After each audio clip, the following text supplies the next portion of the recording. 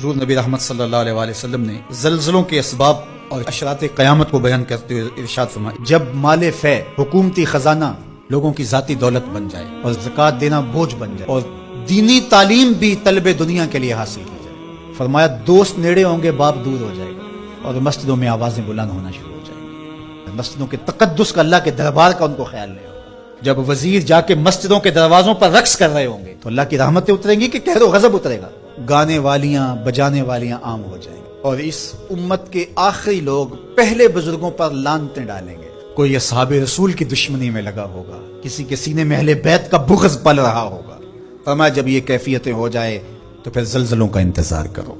پھر سرخ آندیاں چلیں گی، پھر زمین میں لوگ دھنسیں گے بھی، شکلیں بھی تبدیل ہو۔